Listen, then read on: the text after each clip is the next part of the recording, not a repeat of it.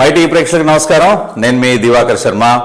మా కంటెంట్ నచ్చి మేము చెప్పే విషయాలు మీకు కొంతవరకు కరెక్ట్గా అనిపిస్తే దయచేసి సబ్స్క్రైబ్ చేయండి, బెల్ సింబల్ని గంట గణగణ మోగించండి.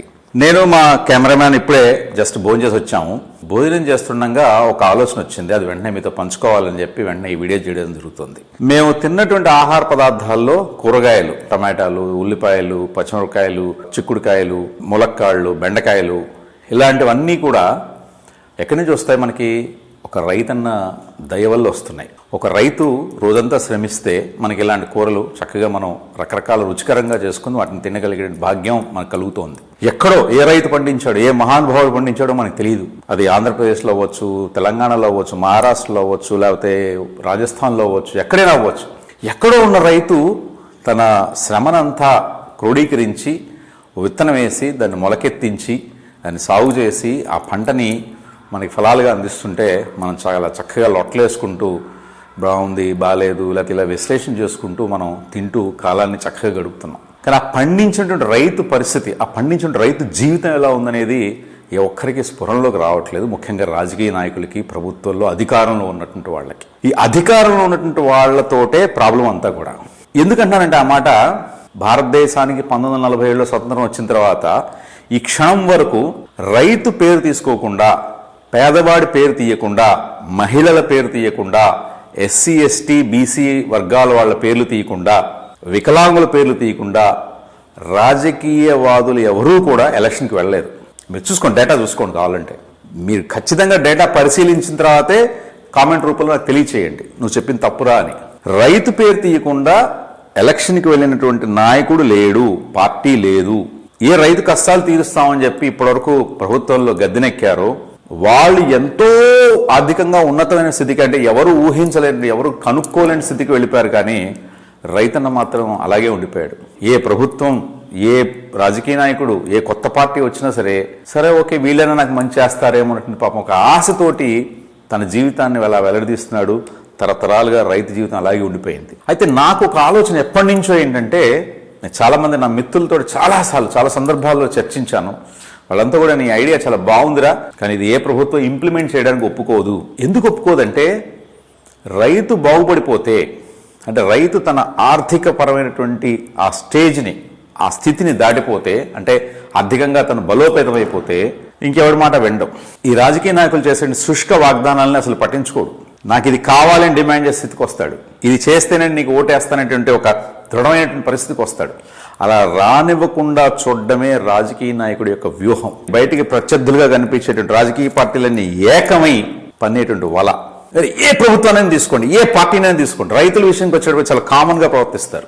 అంతకుముందు ప్రభుత్వాన్ని విమర్శించేటువంటి వాళ్ళు ప్రభుత్వంలోకి రాగానే రైతుల పట్ల మళ్ళీ అవేటువంటి విధానాలు అవలంబిస్తారు.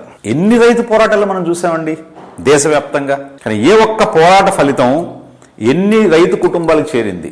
పంజాబ్లో చూసాం, ఆంధ్రాలో చూసాం, తెలంగాణలో చూసాం, కర్ణాటకలో చూసాం, తమిళనాడులో చూసాం, మధ్యప్రదేశ్లో చూసాం, మహారాష్ట్రలో చూసాం. వరి రైతులు, పసుపు రైతులు, చెరుకు రైతులు, పత్తి రైతులు, మిర్చి రైతులు ఎన్నో ఎన్నో ఎన్నో పోరాటాలు చేశారు. కానీ ఏ ఒక్క పోరాటం ఫలితం వాళ్ళు అనుకున్న రీతిలో వాళ్ళు సాధించలేకపోయారు. కారణం రాజకీయ నాయకులు. అసలు రైతుకు చేయాల్సిందేంటి, వీళ్ళు చేస్తామని చెప్తుంది ఏంటి?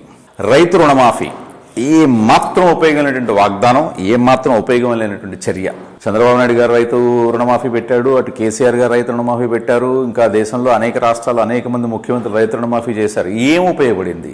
ఎంతమంది రైతులకి జీవితం స్థిరపడిపోయింది ఆ ఒక్క రుణమాఫీ అవ్వడం మూలంగా? పైగా బ్యాంకుల దృష్టిలో చాలా పెద్ద విలన్లు అవుతున్నారు రైతులు. అంటే పచ్చిగా చెప్పాలంటే బేవాసిగాళ్ళ కనిపిస్తున్నారు వాళ్ళకి బ్యాంకుల వాళ్ళ దృష్టిలో. అసలు రైతుకు కావాల్సింది ఏంటి? రైతుకు ఒక్కటే తెలుసండి, తల్లికి తన బిడ్డ క్షేమం మాత్రమే ఎంత ముఖ్యమైందో, ఆ ఒక్క విషయాన్ని ఎలా పట్టించుకుంటుందో, తన భర్త పిల్లలు మాత్రమే తన ప్రపంచం, తనకు ముఖ్యమైంది అనేటువంటి దిశగా ఎలాగైతే జీవితాన్ని సాగిస్తుందో రైతు కూడా అంతే. తాను నాటిన విత్తనం మొలకెత్తి పెద్దదై ఫలాలను ఇవ్వాలి. అది వరి అయితే వరి, చెరుకు అయితే చెరుకు, పత్తి అయితే పత్తి, ఇంకో కూరగాయలు అయితే కూరగాయలు, పూలు అయితే పూలు.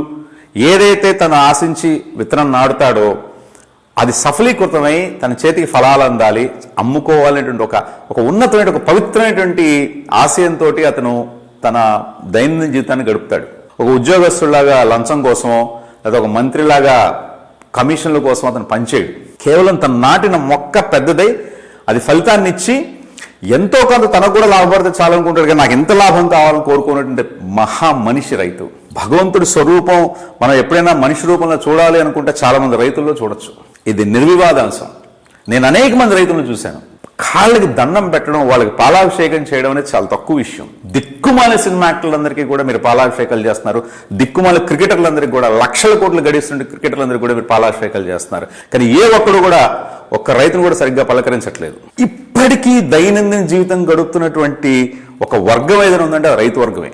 మీరు చూడండి, సినిమా యాక్టర్లు విచ్చలవిడిగా సంపాదిస్తున్నారు, వేల కోట్లు. క్రికెటర్లు, రాజకీయ నాయకులైతే ఇంక చెప్పక్కర్లేదు. మాఫియా వాళ్ళు, ఇసుక మాఫియా వాళ్ళు, స్మగ్లర్లు, రిలయన్స్ లాంటి సంస్థ అధినేతలు ఈ రైతులను అడ్డం పెట్టుకుని సంపాదిస్తున్నారు. అది అన్నిటికంటే బాధాకరమైనటువంటి విషయం. ఒక సినిమా పాట రాసినటువంటి రచయిత తన పాటని ఆ సినిమాలో ఆ సంస్థ కాకుండా వేరే వాళ్ళు ఎక్కడైనా వేరే ఫంక్షన్స్లో కానీ ఎక్కడైనా ఉపయోగించినట్లయితే అతనికి రాయల్టీ పే చేయాలని డిమాండ్ చేస్తాడు. ఒక రైతేనండి తను పండించినటువంటి బంగాళదుంప కిలో 10 రూపాయలు, 15 రూపాయలు, 11 రూపాయలు, 12 రూపాయలు ఇలా బేరవాడి అతన్ని జీవితం మీద విరక్తి పుట్టేట్టుగా చేసి అతని దగ్గర నుంచి ఆ పంట లాక్కెళ్ళేటువంటి సంస్థలు, మెక్డొనాల్డ్ లాంటి సంస్థలు కిలో 11-12 రూపాయలకు కొన్నటువంటి వాళ్ళు 100 గ్రాముల్ని 200 రూపాయలకు అమ్ముతారు. మనం హ్యాపీగా ఆనందంగా ఫ్రెంచ్ ఫ్రైస్ పేరుతో కొనుక్కుని తింటుంటాం. టమాటా రైతు రక్తాన్ని పీల్చి కొనుక్కునేటువంటి ఆ పంటని మనం టమాటా కెచప్పుల పేరుతోటి ఎంత డబ్బైనా ఇచ్చుకుంటుంటాం. ఎయిర్పోర్ట్లో, రైల్వే స్టేషన్స్లో, సినిమా హాల్లో, మల్టీప్లెక్స్ల్లో మీరు తినే ప్రతి దాంట్లో టమాటా కెచప్ ఉండాల్సిందే. టమాటా కెచప్లో అయితే మనకి దిగదది. ఇంత చిన్న ప్యాకెట్ మహా ఉంటే 2 గ్రాములు, 5 గ్రాములు, 10 గ్రాములు ఉంటుంది దాని బరువు. కిలో టమాటాలు 11 రూపాయలకు, 10 రూపాయలకు, 20 రూపాయలకు కొన్నటువంటి వాడు ఆ 5 గ్రాముల ప్యాకెట్ని 10 రూపాయలకు అమ్ముతాడు. ఆనందంగా కొంటాం. జేబులో క్రెడిట్ కార్డు తీయడం, పే చేయడం, యూపీఐ పేమెంట్స్, ఫోన్పే, జీపే. అస్సలు మనసుకి ఎంత బాధ కలగదు. కానీ మార్కెట్కి వెళ్ళి 1 కిలో కూరగాయ కొనాలంటే 100 రకాల బేరాలాడి పుచ్చులను తీసేసి, అవి తీసేసి, ఇవి తీసేసి చివరికి వాళ్ళకి జీతాలే లేకుండా తీసేస్తున్నారు రైతులకి. ఇప్పుడు మేము అన్నం తింటున్నప్పుడు నాకు వచ్చిన ఆలోచన ఏంటంటే, అది ఎప్పటి నుంచో ఉంది, బట్ మీతో పంచుకోవాలనేటువంటి ఆలోచన ఇప్పుడే వచ్చింది. అదేంటంటే, లక్షల కోట్ల రూపాయలు పనికిమాలిన విషయాల మీద విశ్లేషణ చేయడానికి ప్రభుత్వాలు, ప్రైవేట్ సంస్థలు ఖర్చు పెడుతున్నాయి. ముఖ్యంగా సినిమా విశ్లేషణ. మీరు ఇవాళ యూట్యూబ్ చూడండి, అసలు అది ఒక భ్రమలో బతుకుతున్నారా, ఒక భ్రాంతిలో బతుకుతున్నారా, లేకపోతే వాళ్ళని ఎవరైనా వశీకరణ చేశారా, వీళ్ళకి నిజంగా మెదళ్ళు లేవా, మానసిక జబ్బులతో బాధపడుతున్నారా అనేటువంటి అనుమానం నాకు చాలాసార్లు కలుగుతుంది.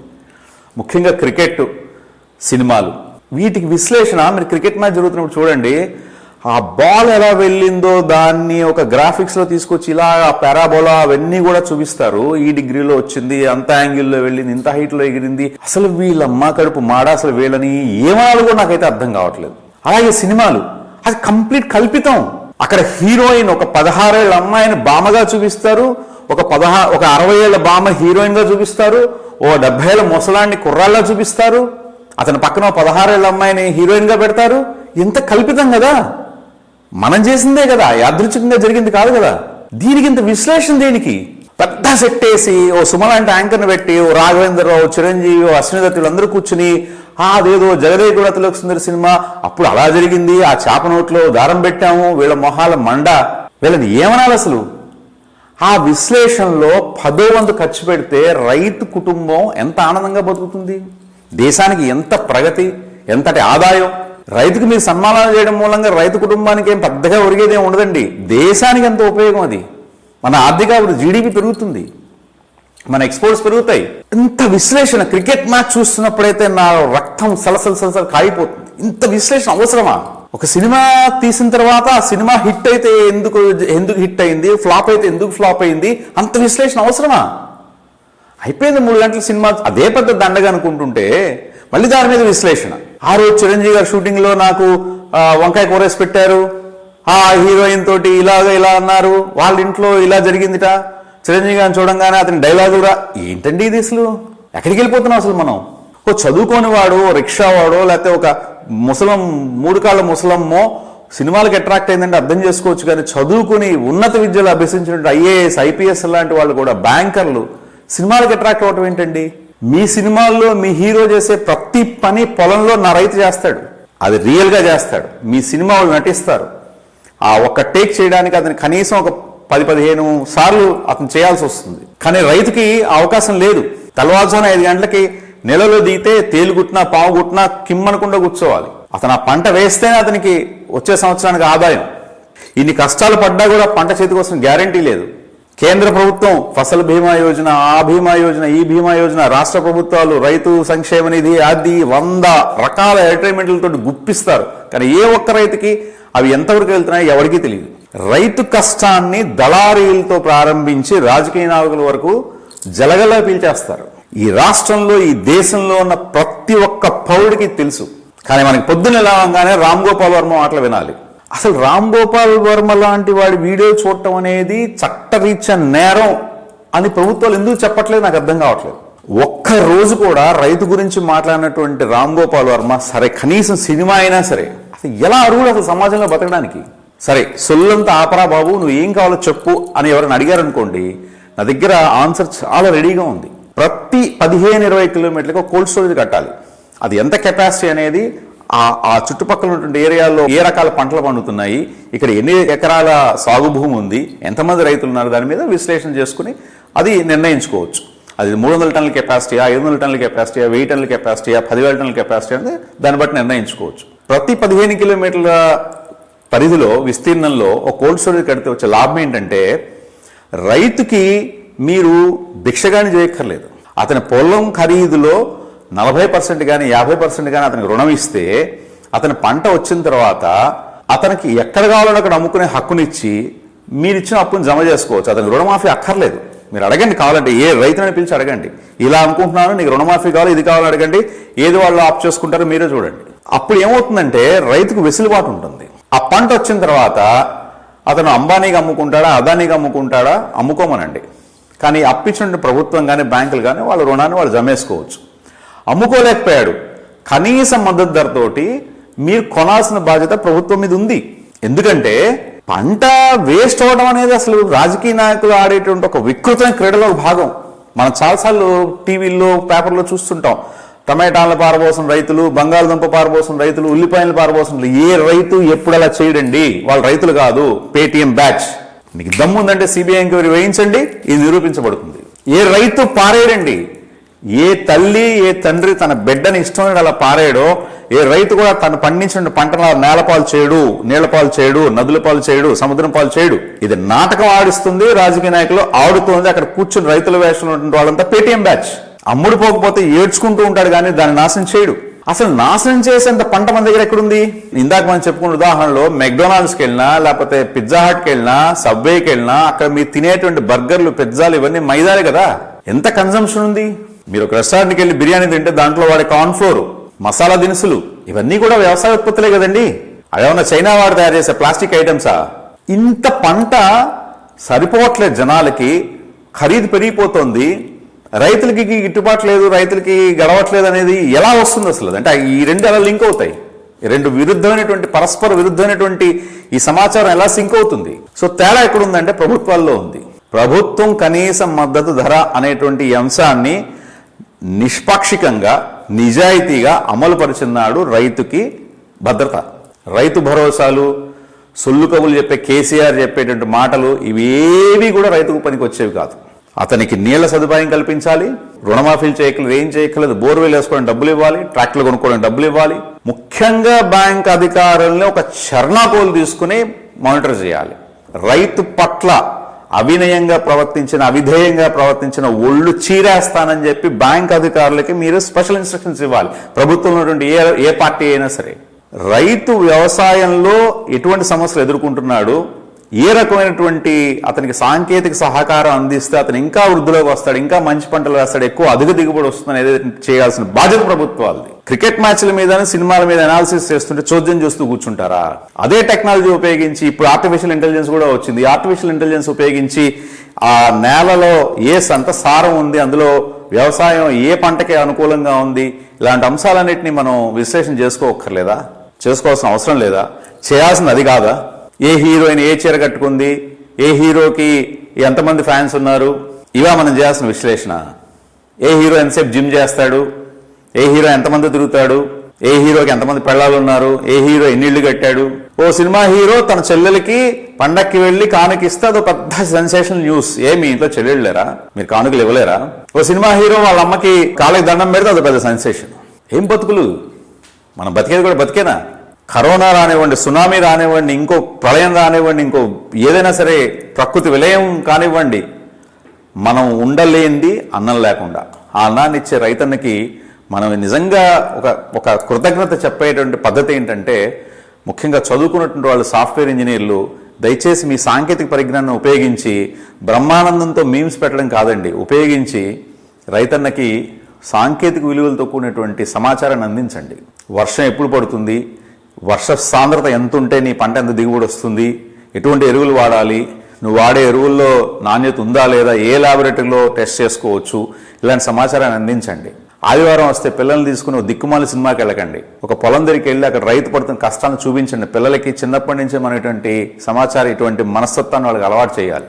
వాళ్ళకి తెలియాలి మనం మెక్డానల్డ్స్లో కూర్చుని తినేటువంటి ఫ్రెంచ్ ఫ్రైస్ ఎక్కడి నుంచి వస్తాయి, ఎవడి చెమట చిందిస్తే, ఎవడి రక్తం చిందిస్తే మనం వాళ్ళు తినగలుగుతున్నాం లొట్టలేసుకుంటూ అనేటువంటి విషయం వాళ్ళకి తెలియాలి.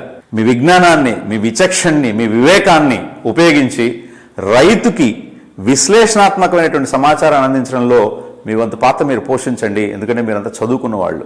నా వంతుగా నేను ఈ వీడియో ఎందుకు చేస్తున్నానంటే, నేను చేయగలిగినంతవరకు ఇంతవరకే చేయగలుగుతున్నాను నా ఆర్థిక పరిస్థితిని బట్టి. ఆర్థికంగా ఉన్నటువంటి స్థితిలో ఉన్నటువంటి వాళ్ళు ప్రభుత్వాన్ని హెచ్చరించండి. లాయర్ సోదరులు అవసరమైన చోట్ల కేసు వేయండి రైతులకు మద్దతుగా. రైతు బతికితేనే ప్రపంచం బతుకుంటుంది. రైతు సంతోషంగా ఉంటేనే ప్రపంచం సంతోషంగా ఉంటుంది. రైతు క్షేమంగా ఉంటేనే ప్రతి ఇల్లు క్షేమంగా ఉంటుంది. రైతు ఏడ్చితే, ఆ ఉసురు తగిలితే ఏం జరుగుతుందో చెప్పడానికి కూడా మాటలు లేవు.